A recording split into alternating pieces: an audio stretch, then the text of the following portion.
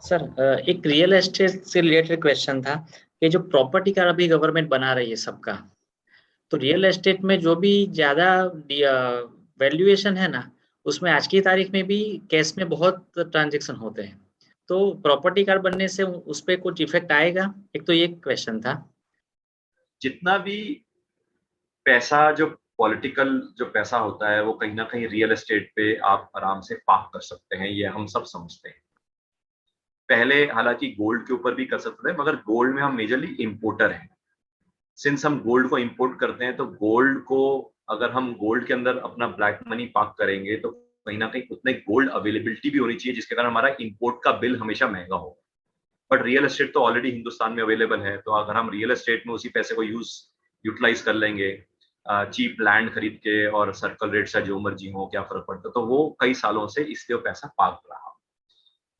अब सिंस वो ह्यूज पैसा पार्क रहा, तो प्रेजेंट गवर्नमेंट को ये भी समझ थी कि इतना पैसा जो रियल एस्टेट में लगा हुआ है, अगर किसी तरीके से मैं रियल एस्टेट को इम्पैक्ट कर दूं और वो रियल एस्टेट बिक ना पाए, तो ऑपोजिशन पार्टीज इलेक्शन आसानी से नहीं लड़ पाएंगे। करेक्ट है ना? तो इसलिए रेरा जो था, वो रेरा एक फॉरवर्ड लुकिंग एनेक्टमेंट था, मगर उससे पहले आप यूं समझो कि हिंदुस्तान में जो टोटल ब्लैक मनी की फिगर एज ऑन 2015 16 के आसपास, 15-16 के आसपास, और ये रघुराम राजन जी तब गवर्नर साहब थे, और जो कि आज के में प्रो कांग्रेस हैं काफी। तो मैं इसलिए रघुराम राजन जी का नाम लिख के मतलब साथ में बता रहा हूँ कि रघुराम राजन जी की डिलीवर्ड जो रिपोर्ट है, उनमें उस रिपोर्ट के तहत 90 lakh crore rupees of black money exist from Indian economy. 90 lakh crore rupees मतलब हमारी हिंदुस्तान की जीडीपी समझो अंदाजन 200 लाख करोड़ है। अभी अभी एट प्रेजेंट तो खैर कम है, तो अगर हम $3 ट्रिलियन मान ले तो 200 लाख करोड़ है।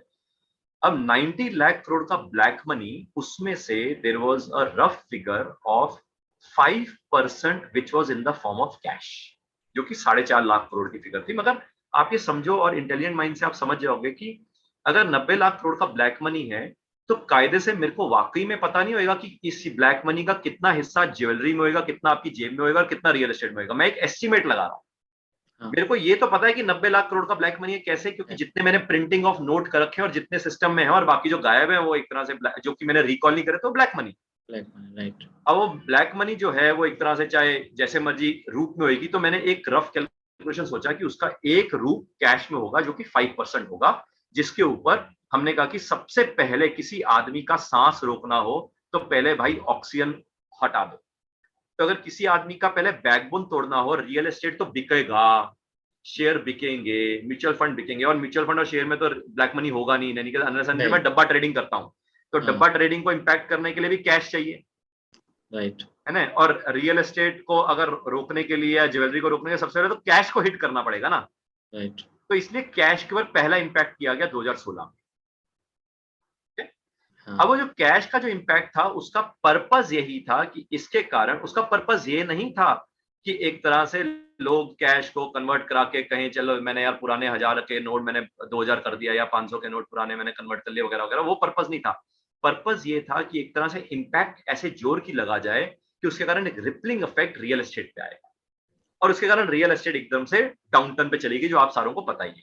क्योंकि जब कैश ही नहीं अवेलेबल और कैश को लेने को तैयार ही नहीं, तो एकदम से रियल एस्टेट की साइकिल रुक गई। अब रियल एस्टेट की अगर साइकिल रुकती, तो जितने भी फाइनेंसर्स होते हैं, वो फाइनेंसर्स कौन होते हैं? वो बड़े बड़े फाइनेंसर्स, पॉलिटिकल मनी जो ब्लैक मनी होता है, वो फाइनेंसर्स बिल्डर्स को देते हैं। अब अगर पीछे से अगर फाइनेंसर्स का पैसा सप्लाई रुक जाएगा, तो बिल्डर कंस्ट्रक्शन नहीं कर सकता। अगर बिल्डर कंस्ट्रक्शन नहीं कर सकता, तो फर्दर माल बिकेगा नहीं। फर्दर माल बिकेगा नहीं, तो जिस आदमी ने ऑलरेडी खरीद रखा है वो परेशान हो जाएगा क्योंकि माल बन नहीं रहा, और जिसने खरीदना है वो वेट करेगा कि और सस्ता मिलेगा तो खरीदूंगा।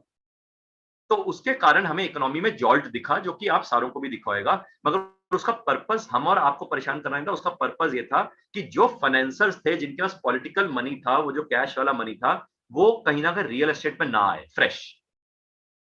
उसके बाद इमीडिएटली इन्होंने रेरा ले आए कि अब जो आप प्रॉपर्टी जो बना रहे हैं, एक प्रोजेक्ट का पैसा आप कहीं और लगा देते, दूसरे प्रोजेक्ट का कहीं और लगा देते, या उस पैसे को कहीं और लगा देते, तो वो अब पॉसिबल नहीं होगा। इसलिए रेरा के अंदर कई डिमार्केशन, कई रूल्स ले आए गए, जिसमें रेरा के तहत उन्होंने कहा कि एक प्रॉपर्टी का पैसा उसी प्रॉपर्टी उसी प्रोजेक्ट में लगेगा, एस्क्रो अकाउंट खुल जाएगा वगैरह वगैरह, ऐसी कई बातें। फिर साथ में इन्होंने कहा कि अब रेरा तो लगा दिया, हर प्रोजेक्ट को इंडिविजुअल देखा जाएगा। अब इसके ऊपर देखने के लिए अल्टीमेटली सपोज आप एक पॉलिटिशियन और आपने 2-3 प्रॉपर्टी पुरानी बना रखी है, कोई बात नहीं, मगर अब मैं आपके ऊपर ऐसा एक एनेक्टमेंट लगा देता हूं, बेनामी प्रॉपर्टी।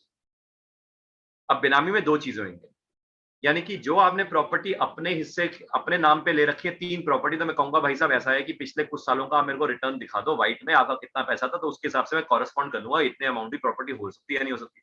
और अगर आपकी उतनी अमाउंट ऑफ प्रॉपर्टी नहीं हो सकती और आपने वो प्रॉपर्टी अपने मेड के नाम पे, अपने ड्राइवर के नाम पे ले रखी है, तो बेनामी प्रॉपर्टी एक्ट के तहत वो मेड और ड्राइवर तो प्रूव कर नहीं पाएंगे, वो प्रॉपर्टी सेंट्रल गवर्नमेंट की हो जाएगी। अब सेंट्रल गवर्नमेंट के पास अगर ये प्रॉपर्टी आ जाती है, तो एक तरह से वही जो ब्लैक मनी था, जो मेरा लॉस्ट मनी था हिंदुस्तान का, वो मनी एक तरह से गवर्नमेंट के पास आता है।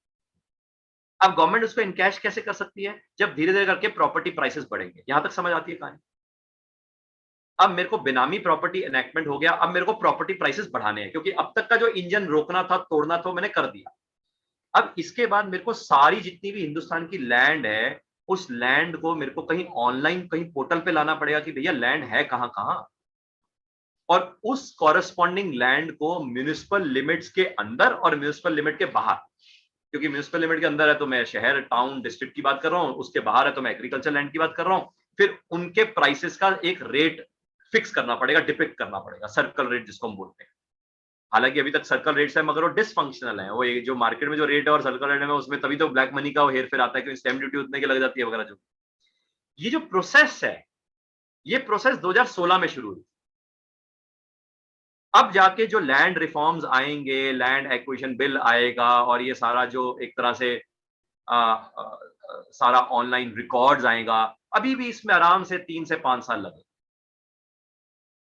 तो जहां आप आज से 5 साल पहले अगर आप किसी से देखें, तो तब शायद 70% बी पोर्शन लगता था और 30% ए पोर्शन लगता था।